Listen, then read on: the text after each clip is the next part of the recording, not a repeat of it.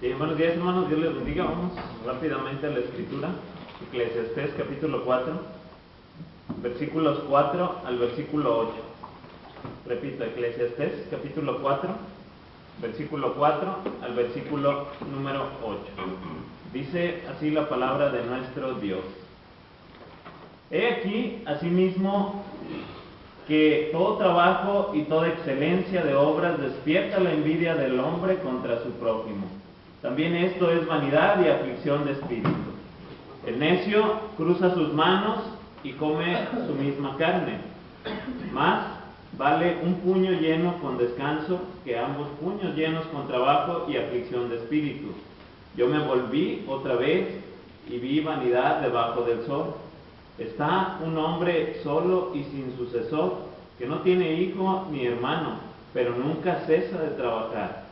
Ni sus ojos se sacian de sus riquezas, ni se pregunta, ¿para quién trabajo yo y defraudo mi alma del bien? También esto es vanidad y duro trabajo. Bien, hermanos, hay una historia que en esta mañana brevemente vamos a compartir. Hace mucho tiempo había un hombre muy sabio, que este hombre por lo mismo era muy feliz, demasiado feliz. Así lo consideraban todas aquellas personas de su época. Estos sentían muchos deseos negativos en contra de él. Le tenían gran coraje por ser el hombre más feliz del mundo. Este hombre decía que tenía un secreto, y ese secreto estaba oculto en dos cofres. Un día llega un joven a su presencia. Este joven, de un semblante sincero, de un semblante dispuesto, le pregunta, ¿cuál es tu secreto para que seas el hombre más feliz?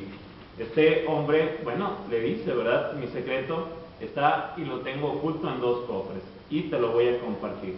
En el primer cofre, hay un libro muy especial, y en el segundo cofre, hay la disposición necesaria para poder obedecer el libro, ¿sí?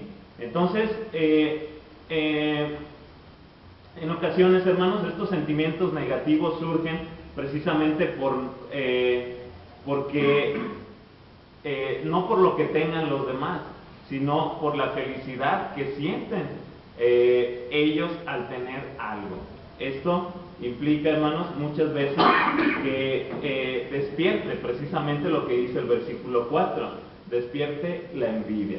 Pero en esta mañana vamos a ver, y es una pregunta el tema, ¿qué hacer para no caer en la envidia? Es una pregunta, ¿qué hacer para no caer en la envidia? Rápidamente vamos a ver seis cosas o seis consejos que el predicador precisamente nos está dando en estos versículos.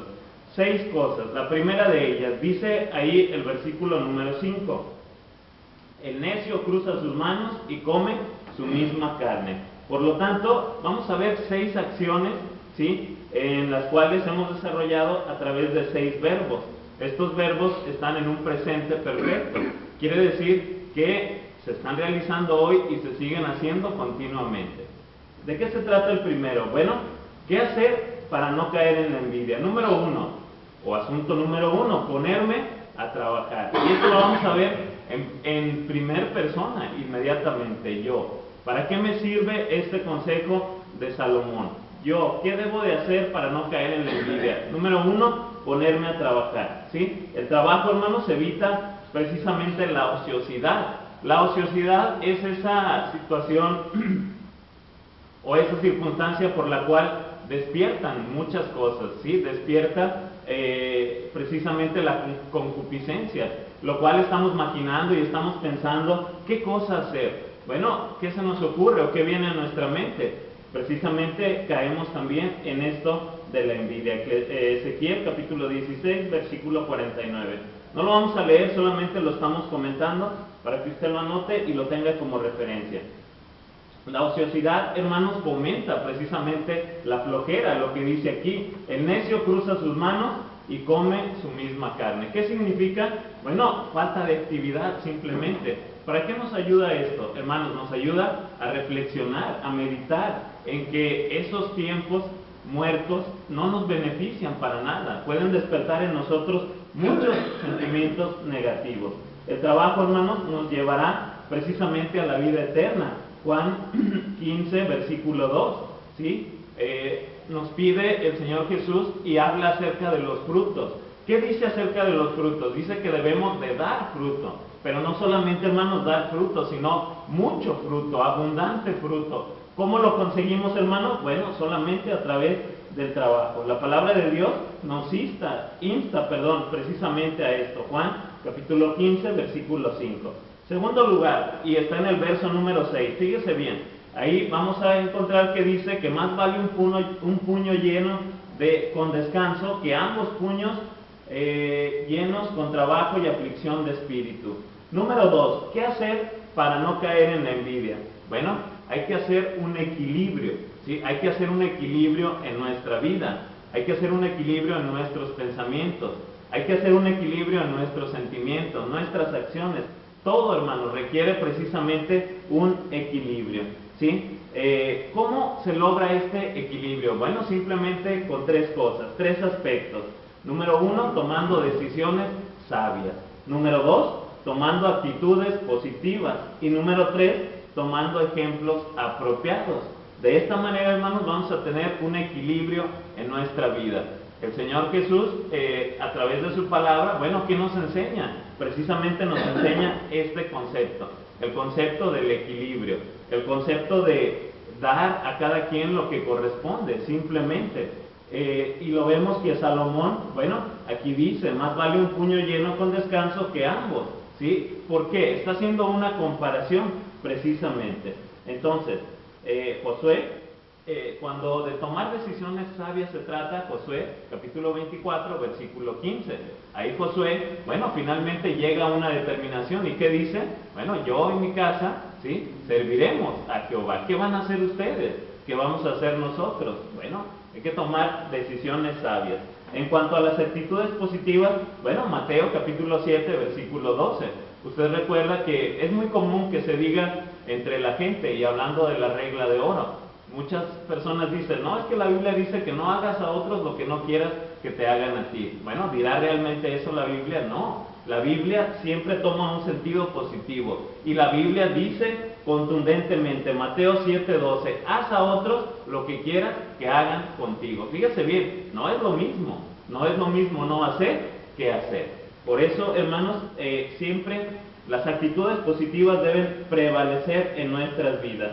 Y tomando los ejemplos apropiados, bueno, Juan capítulo 13, versículo 15, ahí vemos un ejemplo. Y el mismo Señor Jesucristo, Él se pone como ejemplo y dice, yo les estoy dando precisamente ejemplos. ¿Usted recuerda aquella vez en que el Señor lavó los pies precisamente de los apóstoles? Número 3, ¿qué hacer para no caer en la envidia? Fíjese bien, el versículo 7 dice de esta manera, yo me volví y vi otra vez y vi vanidad debajo del sol. Número 3, identificar siempre lo negativo. Ese es el punto número 3.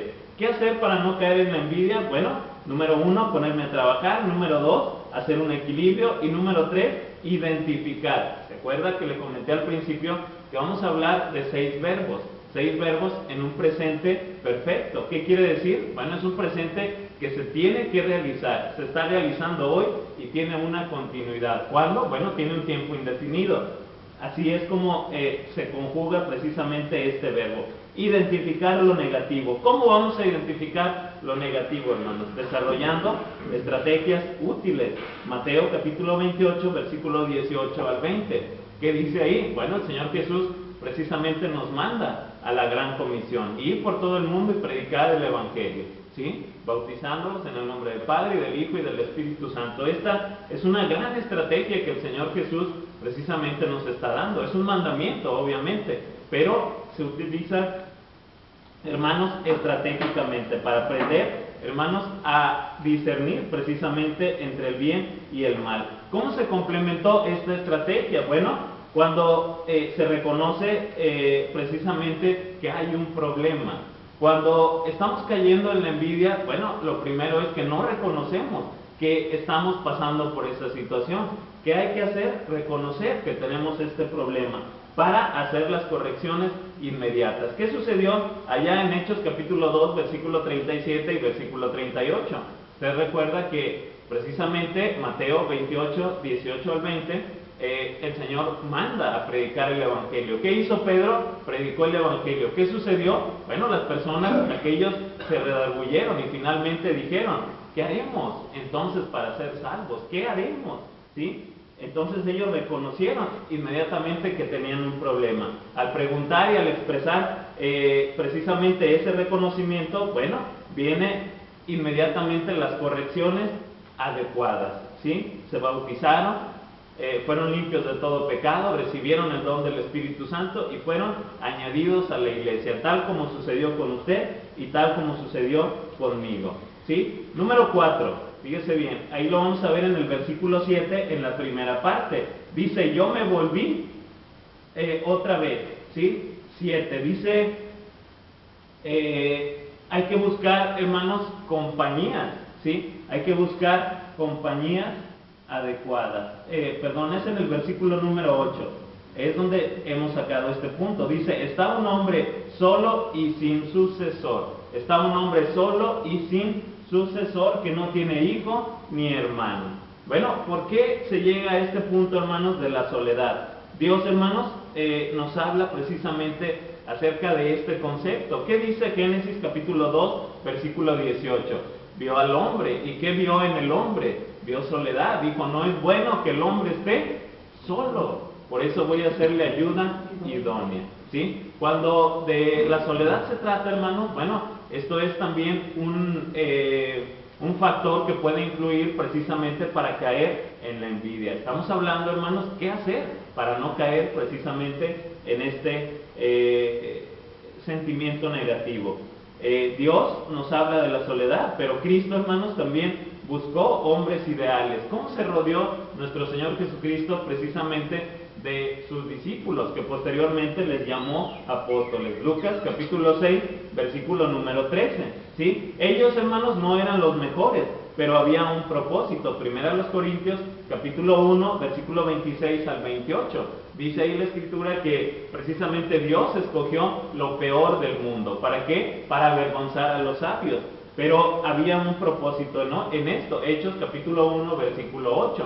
¿Cuál era el propósito? Bueno, usted recuerda qué dice ahí. Dice que vayan por todas las naciones, vayan y prediquen el Evangelio. Pero primeramente, antes de mencionar todas las naciones, les dice, comiencen por aquí, Samaria, ¿sí? Y hasta lo último de la tierra. Entonces, las buenas compañías, hermanos, promueven el amor verdadero. Las buenas compañías promueven el amor. Hay que rodearse, hermanos, precisamente de gente positiva, gente que nos ayude, gente que nos pueda enseñar algo positivo y no estar pensando en lo negativo. Bien, continuamos. Número 5, versículo 8, ahí en la segunda parte. Dice ahí, después de lo que leímos, dice, pero nunca cesa de trabajar, ¿sí? Pero nunca cesa de trabajar. ¿Qué cosa nos enseña esto? ¿Qué Salomón nos quiere decir? Cuando alguien nunca cesa de trabajar, bueno, le está dando la prioridad precisamente al trabajo. ¿Qué hay que hacer entonces, hermanos? Factor importante, administrar el tiempo. Número 5, ¿qué hacer para no caer en la envidia? Administrar el tiempo, ¿sí? El tiempo, hermanos, no existe para Dios. Dice la Escritura que ahí en la segunda carta de Pedro, capítulo 3, versículo 8, que para Dios un día son como 1000 años y 1000 años son como un día. El tiempo, hermanos, es un factor que solamente nos afecta a usted y a mí. Nosotros estamos limitados al tiempo, pero el tiempo, hermanos, es administrable en todo sentido. Eclesiastés, capítulo 3, versículo 2 al versículo 8. ¿Qué nos habla? ¿Y qué nos dice el mismo Salomón un capítulo anterior? Bueno, que hay un tiempo para todo, un tiempo para reír, un tiempo para llorar, un tiempo para casarse, un tiempo para todo, absolutamente. Esto está ligado directamente al trabajo. Hay un tiempo para trabajar y un tiempo para descansar. ¿Cómo vamos a poder trabajar? ¿Cómo vamos a poder recuperar energías si no hemos descansado? ¿Sí? Pero el tiempo, hermanos, se vive de acuerdo a la palabra divina. El tiempo, hermanos, Efesios capítulo 5, versículo 15 al versículo 17, ¿sí? Se vive o se tiene que vivir de acuerdo a la palabra de Dios. 3 aspectos positivos: diligentemente, sabiamente y obedientemente. Dice ahí la Escritura: andad como sabios y no como necios, administrando bien el tiempo. ¿Por qué? Porque los días son malos. Esos días malos precisamente promueven a que uno caiga en este sentimiento negativo que es la envidia. Número 6, rápidamente ahí lo vamos a encontrar en el mismo versículo 8. Dice: ni sus ojos se sacian de sus riquezas, ni se pregunta: ¿para quién trabajo yo y defraudo mi alma del bien? También esto es vanidad y duro trabajo. Número 6, vivir con lo que se tiene. ¿Qué hacer para no caer en la envidia? Vivir con lo que se tiene. ¿Cómo es esto? Bueno, vivir con lo que se tiene simplemente es vivir con amor, es vivir con lo necesario, es vivir con seguridad. Primer carta de Timoteo, capítulo 6, versículo 7 y versículo 8, dice: así que teniendo sustento y abrigo, estemos contentos, estemos satisfechos, estemos más que bendecidos, ¿sí? El amor es lo más preciado de todo. El sustento y el abrigo, hermanos, bueno, Dios lo provee. Y el vivir con seguridad, bueno, ¿seguridad de qué? De las bendiciones terrenales y espirituales. Como conclusión, hermanos, ¿qué hemos visto? ¿Qué hacer para no caer en la envidia? Eclesiastés capítulo 4, versículos 4 al versículo 8.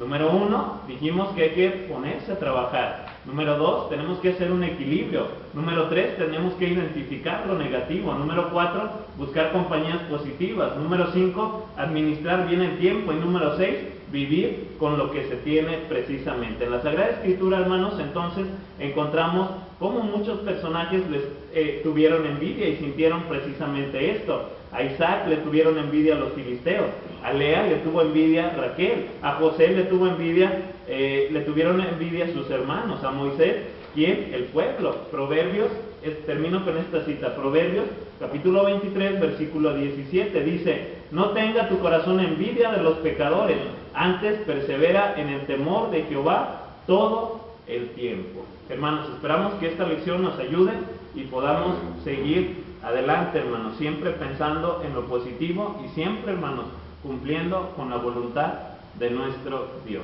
Que el Señor les bendiga.